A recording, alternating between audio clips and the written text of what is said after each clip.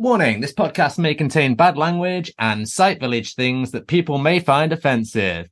Selina, this is normally where T comes in, so I'll give you the floor.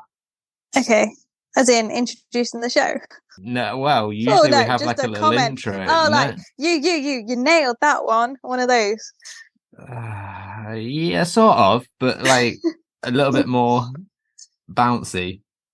We need T back.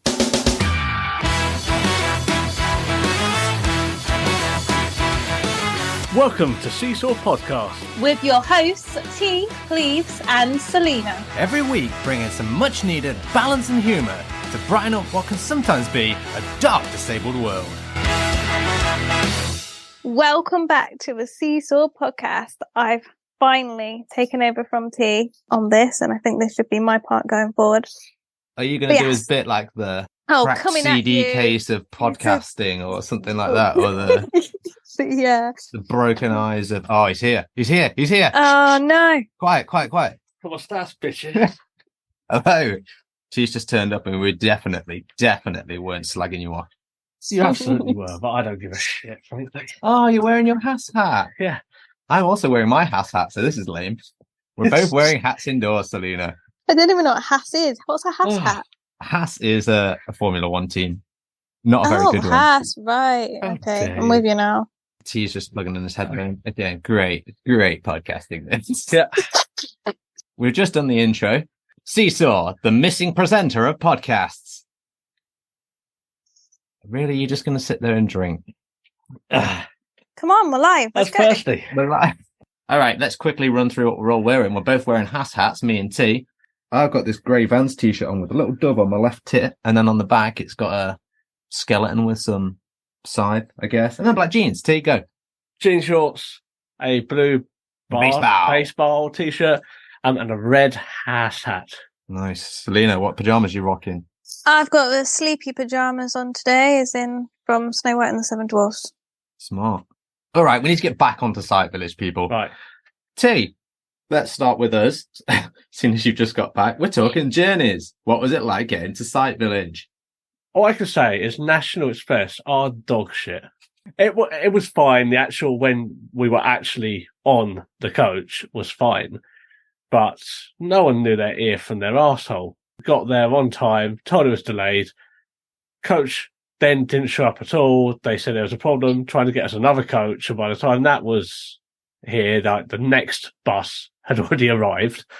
And then we got on that one instead. Yeah, I would like to shout out, there was a nice couple, and a lady particularly helped us around, not from National Express, just a random person. And she was actually on the bus on the way there and on the way back. And she just gave us a little shout here and there, just be like, look, if you want to get on this bus, just follow me. Yeah. And then also when we were on the bus, she's like, there's 2 seats here that are free. And then on the way back, I went for a piss, and T just decides to get up out of the seat from where he was sat. So when I came back, he wasn't there. I'm like, where the fuck is he? And this same woman was like, oh, your friend's just gone over there. I'm like, but anyway, she was good egg. I liked her a lot. So massive love for her. She was good. It also took us a while to find the travel lodge. There was a lot of roadworks. We found it eventually. The point is, as 2 blind people, yeah, we expected it to take longer, but we nailed it eventually. And the people in travel lodge, again, massive shout out. They could not have been more accommodating to 2 blind people. Yeah, they were really good. How did you get there, Selina? I chose the easy option. I had my sighted husband drive us. No problems. Getting there. Sat nav. Took us to the car park that was advertised on the Sight Village website. And it was a nice surprise because it was free blue badge parking. All right. And that leads us on to the first section of Sight Village. So between us, we all went around and spoke to everyone on the stands. Me and T took some video footage that will probably appear on various Twitter, Facebook streams in various guises. Yeah. And also we put the audio files together for you now. So we went around and we spoke to a load of the vendors. And in this first section, we've got VisionAid Technologies, VocalEyes, who do vocal performances for people in like theatres and cinemas and things like that. And lastly, the UltraCane. Should probably also point out here before we go into the segment that we were at the show, so the sound's going to be not as good as what we've got right here, but you know, you've got the ambience of the show. We're here with Alison today from VisionAid Technologies. Tell us a little bit about the company. Thank you. Yes, so VisionAid Technologies was started back in 1996 by my late father, John Ellis. Sadly, he passed away 12 years ago now. But we've grown to become one of the largest independent suppliers of assistive technology solutions from suppliers from all over the world. So I think we've currently got the largest range of any one company, of any other company in the world in terms of the number of different manufacturers that we work with. Because we're really passionate about helping people to find the best solution for their needs, wherever it might come from. And you were talking about us earlier, just before we started recording, about the 3 areas that you're mainly serving. Do you want to say a little bit about that? Yeah, sure. So it's kind of split into the home sector. That will generally be people with age-related macular degeneration, so sort of more elderly users, 80 years old and above. Then we've got the education sector, and that's really split between people in school age and then university age. DSA funding is available for that. And then there's people in work. There's a great scheme there, the Access to Work scheme, to help people get funding for equipment, to help them to either get a job or to stay in their job if they suffer vision loss during their employment. In your experience with regards to Access to Work, do they pay out on a lot of the equipment that you're supplying? They do. At the moment, there is a really big backlog. Some people are complaining sort of 6 months or more from Access to Work. But they do. Depending on the size of the company that the employee works for, they can either pay 100% or sort of a sliding scale, depending on the number of employees and the size of the organisation that they work for. But it's a really good scheme. With regards to that scheme, it's not to do with supply issue of the product, then it's more of a backlog in terms of admin and that sort of thing? It's the assessments, because everyone is individually assessed by an assessor, and then a long detailed report has to be written. That's a bit where the time issue is coming from, I think, sadly. Do you want to tell us about a couple of the new products then that you've brought to Sight Village with you? Thank you, yeah, certainly, yeah. So first one we've got is a new Clover Book. I didn't show you actually. It's the Clover Book XL. So it's a really nice, portable video magnifier system with distance viewing, close-up viewing, OCR, so it will text-to-speech on the whole page. You can add a second screen into it as well, so somebody in a business meeting or an education environment can see what's happening in the distance on one screen at the same time as making notes or looking at something close-up as well. All battery-powered, runs for sort of 3 to 5 hours on a single charge. It's hot swappable batteries on them as well. Really nice new solution for that sector. Then we've got, staying in education, we've got a brand new product that's going to be released in about 2 months called the Coast. So this is the most portable distance viewing camera solution for students or business users that just need to help accessing their whiteboard or projector screen to see what's going on in the distance.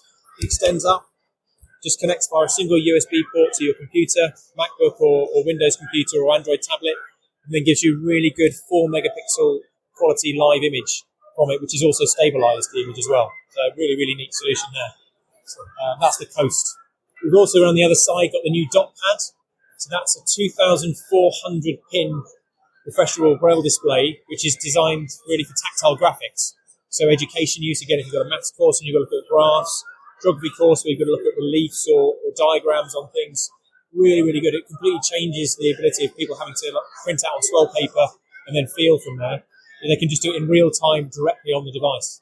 You were saying you could add like pin notes to it as well and things like that. Well, yeah, there's another device called the Tactonom, which is also new, which then has it monitors your finger position on the tactile diagram, and then it reads out loud poignant bits of information that have been programmed into it on the diagram. So it means for the first time somebody can feel a tactile diagram and not need somebody sat next to them actually describing to them what that diagram is. They can do it all independently with headphones and learn themselves. We've got the new VoxyVision as well. That's a mobile phone-based OCR solution and magnifier, but it reads handwriting. It reads barcodes instantly, so you can take it around the supermarket and just scan it like you're in a checkout. It reads them. It's got over 2 million items in this database. Yeah, that's just sort of a couple of the few interesting bits. Fantastic. Yeah, lots of stuff. Nice. Thank you very much for your time. And if people want more information, where can they find you? Thank you. They can go to our website, so visionaid.co.uk. They can call us on free phone 0800 002 5555, and we do completely free, no obligation demonstrations as well. So no charge whatsoever, complete no obligation. Somebody wants to try something kit out, see if it works for them at home, work, or school. More than happy to come out. We have people that cover the whole of the UK. We're at Sight Village today with VocalEyes. Would you tell us a little bit about it? Hello there, yes, so VocalEyes, so we're a national charity. We provide audio description for the theatre, museums, galleries and heritage sites, so making the arts accessible for blind and visually impaired people through audio description. Excellent. And do you actually have people work for you that do the audio description? we have freelancers that we work with all across the country. So we work with lots of different venues, either theatres, as I say, museums, and we have freelance describers who go in and put on a description live for people to actually go and enjoy a night out at the theatre. Nice. That must be quite a tough job, because especially when, well, everything's changing, isn't it? Even in museums, I know you've got like standard exhibits, but then even when they keep changing, you have to keep going back and updating everything. Yes, we regularly update the information that's available on our website. Obviously, we have some pre-recorded audio described guides, which pretty much stay the same. And at the theatre, obviously, it's great we have the describers live there. So if anything happens during the performance that's unexpected, they're on hand ready to react and to fill you in on all the bits that you might miss out on, because they're all very visual.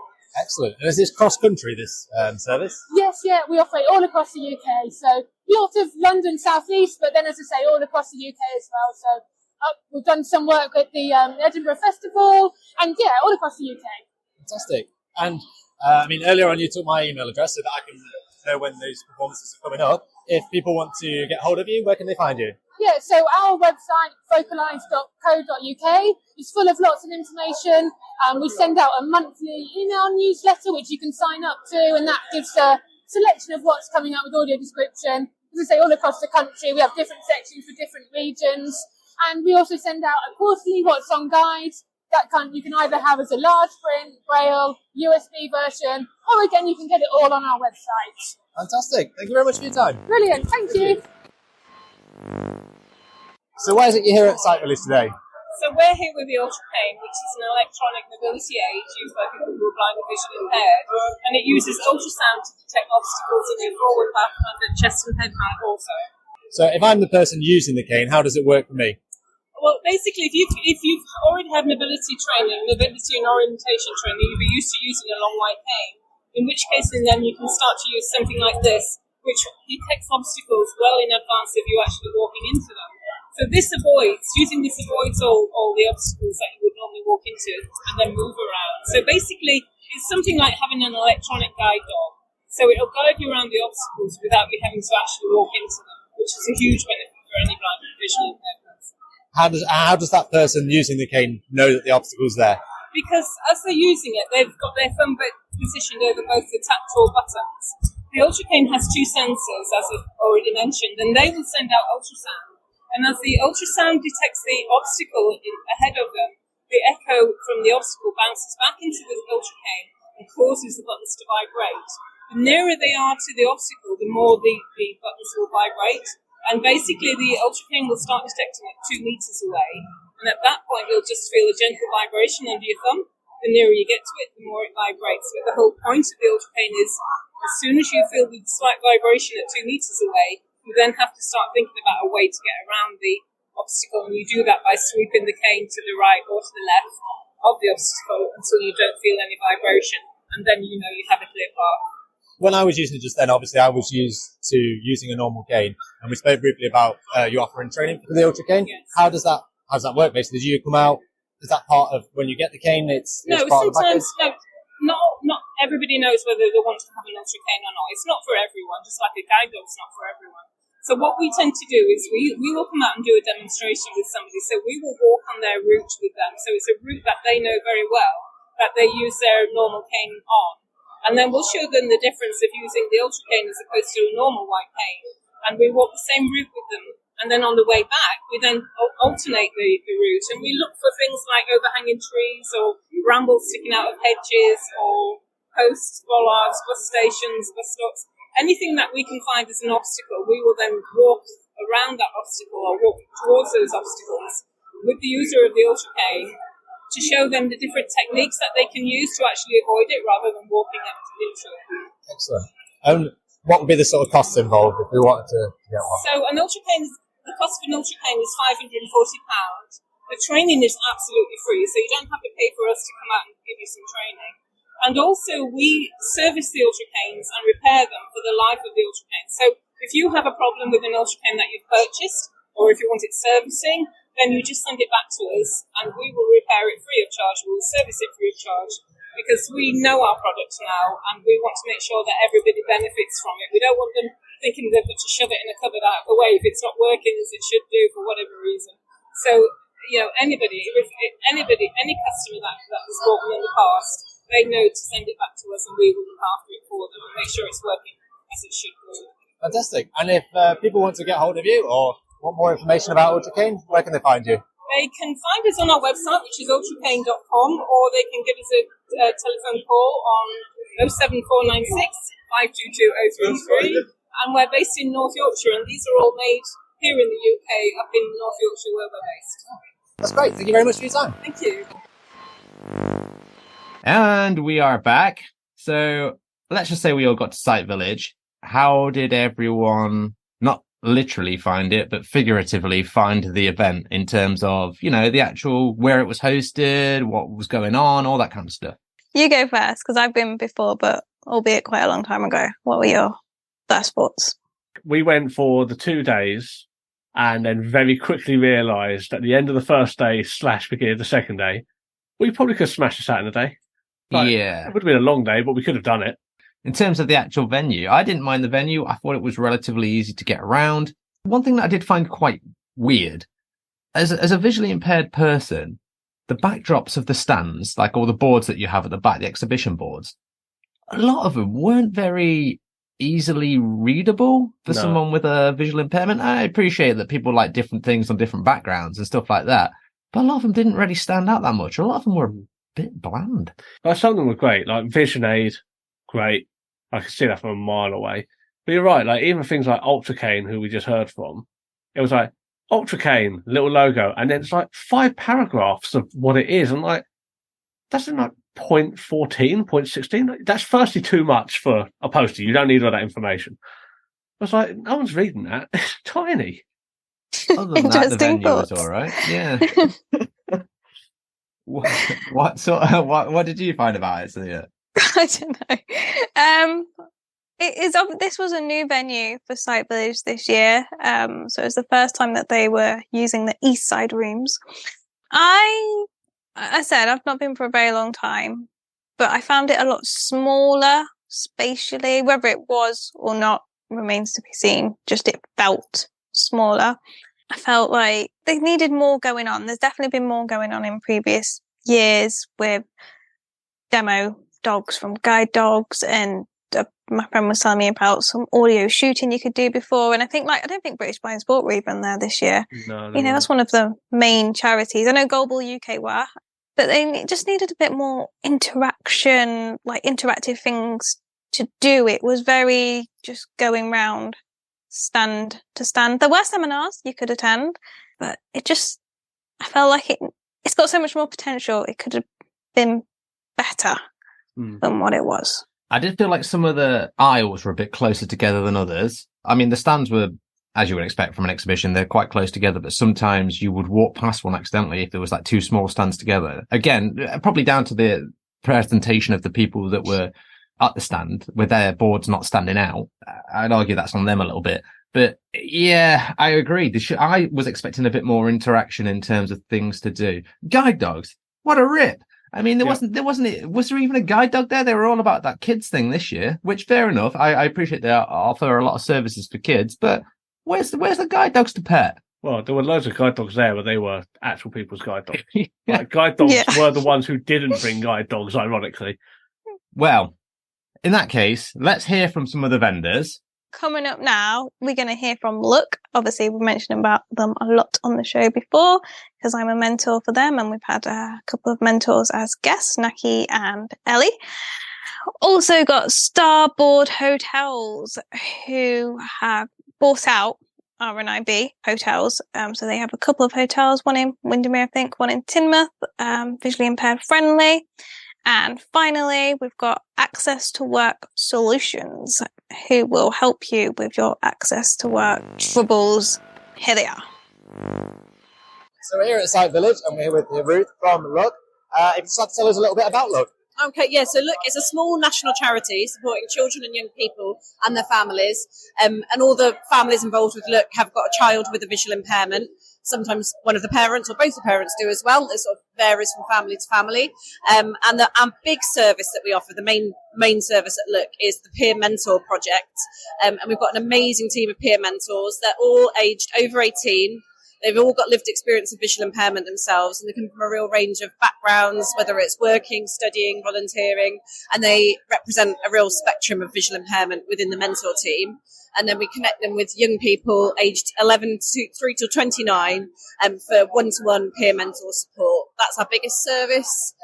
And then we've also got a parent support group, and they meet on Zoom usually twice a month, and it was Tuesdays, it's moving to Mondays, and one session a month will be quite open chat session, and one session will be more designated guest speakers on a particular theme topic. So it'll be kind of tackling issues that we're finding really kind of relevant with the young people and with the families we work with.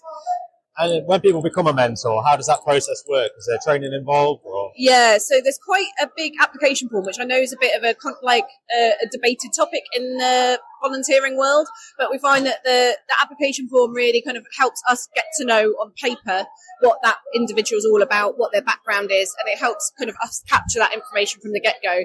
And they've committed to doing that application form, which is also really helpful because we know that they're ready to, write and communicate with us about themselves. And then we have a training program for the mentors. Typically it's a residential. During COVID, we transferred that to an online series of workshops for the mentor training, but we're back to face-to-face training for the bulk of it. And typically it's a weekend away, and we have a lot of fun as well as doing the content about the communication skills, like the project rules, how the project works, keeping it safe for everybody involved. Those are the big areas that we look at in mentor training. So once you've been through this training process, how are you then matched with a mentee, I suppose? Yeah, so we have a program of we intake new mentees into typically in groups of young people a few times during the year on the main mentor project. And we're just starting a student mentor project as well for young people preparing to go to university or in their first year at university. And that will have the same, a similar kind of cohort system for young people coming through the project. And the staff team really get to know the young people, whether it's on either project, we really get to know them, learning about their VI, their experience in education, their hopes for their future, maybe like goals that they want to work on with a mentor, their hobbies. And then we try and match them to a mentor that's got relevant lived experience of a similar kind of VI, even if it's not quite the same, and relevant hobbies or skill set for that young person. So we try and get a match that's kind of a combination of all of those factors. Sometimes there's one very overpowering reason why that mentor is matched to that mentee. But yeah, we try and kind of go for a whole person approach, basically. And do they sort of meet up, or is it over online? Yeah, it's online. We'd love to do more face-to-face. So we have a secure messaging system, so personal contact information isn't shared, and they message through a portal, so it's super duper safe, and we're on hand if there's any wellbeing or safeguarding needs. And we use Zoom a lot, but face-to-face opportunities are in our workshops and events, but we'd like to kind of bring out more. We're always trying to explore ways of having mentoring face-to-face. How we do that is like a topic for the next level of what we do next at Look, basically. And so if someone wants to get involved with the scheme or they'd like any more information, where can they find you? Oh, yeah. So if you go to our website, and there's different tabs on the Look website, which is look-uk.org. There's a mentoring tab, and you can read lots of different information about some bios of some of the mentors and testimonials. But there's also, I'm interested, there's a click-through button on that, or just emailing info@look-uk.org, telling us what you're interested in. We'll find it. Please, can you tell us what you're doing here at Sight Village today? Certainly. We're from Starboard Hotels, and we have two of our hotels that we've purchased from the RNIB about 5 years ago. One is the Windermere Manor in Windermere, and the other one is the Clifton down in Teignmouth. And we organise holidays and breaks for the VI market. And you say you've just been doing some upgrades recently in the hotels as well? We have, yeah. We spent quite a lot of money on our lounges, bar and restaurant in Windermere. We're currently having a huge refurbishment of our pool down in Teignmouth, which should be open by the end of August, and some refurbishment on that hotel as well. And if you're a person that's visually impaired and looking to travel and want to stay at one of these hotels, what sort of adaptations maybe could they expect that they might not find at a normal hotel? Well, because we bought them from the RNIB, we promised that we would keep them for our VI market. So they are completely set up for, completely accessible for anybody with any visual impairment, completely set up for guide dogs. We provide all of the baskets, beds, food for dogs, so that if people are coming by public transport, they don't have to bring all that with them. So we are very much set up for the VI market. And you said you were looking at organising some trips potentially as well. Yeah, we're doing 3 separate week holidays across the next few months, and that will be a 5-night break, and it will also include trips out on both days, and we'll have some VI volunteers to organise walks, etc., and to support the clients on the day trips. And is that to both hotels? Or yeah, is that... at both hotels. Oh, fantastic. And if anyone wants to get in touch or wants to get on one of these holidays, how would they find you? So they can go online, Starboard Hotels, or they can contact both of the hotels directly, either way. Okay, we're here with Access to Work Solutions at Sight Village. Colin, how are you doing? What's it like being at Sight Village?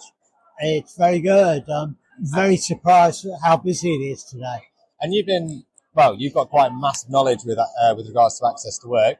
How long have you been sort of with this organisation? So I set up ATW Solutions in 2015, but we didn't really start operating until late in 2018, and we've been running as a business since then. So this is like sort of your baby, effectively. Then how did you want to get into this? I'd worked for a number of charitable organisations for many years doing similar things, and the last organisation I worked for, I was the Access to Work manager for them. But I felt that the philosophies that they had didn't quite meet my expectations and what I felt we should be delivering for disabled people. Hence, I set up my own company, ATW Solutions. And what were some of those issues that people were facing? The issues were more to do with the fact that the primary objective of the organisation I was working with then was they were specialising on people with learning disability as opposed to people living with sight loss. Okay. And although I explained to them that, there is a lot of people out there with sight loss that needed our support, they failed to recognise and give me the backing to grow the business. So you start ATW Solutions. How does this aim to help people with sight loss? So I believe that ATW Solutions can help people with sight loss that are currently in work or looking for work, or, for those that are newly diagnosed within work, it can help retain them. What we can do is we can help that individual be successful with their application to Access to Work to draw down the funding, which allows them to bring in additional equipment and aids and have a support worker to help them achieve the tasks within their workplace that ordinarily they wouldn't be able to achieve.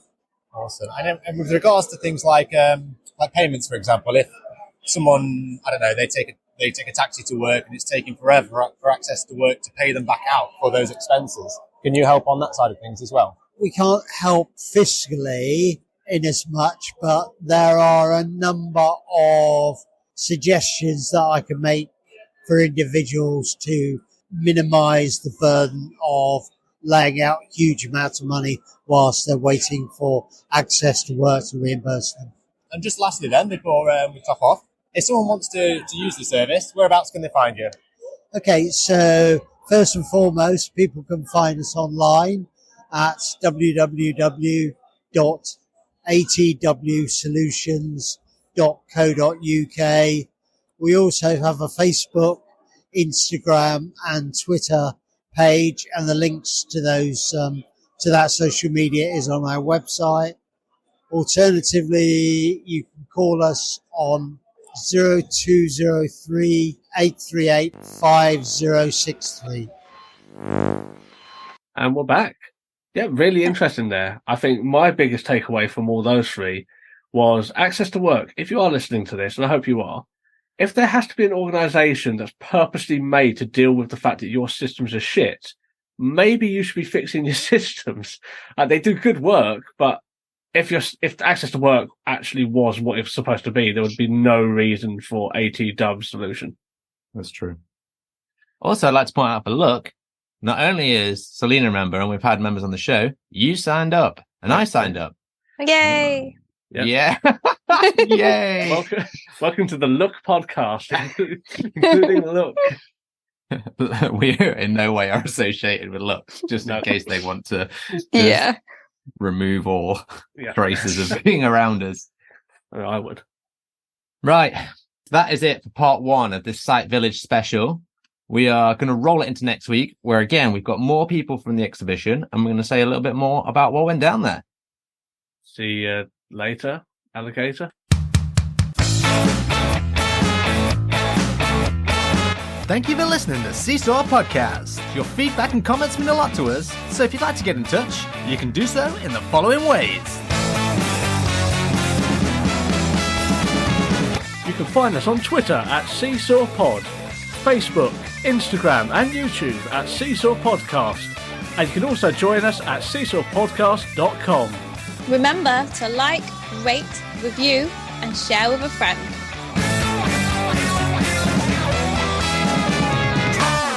This podcast was recorded in front of a blind audience.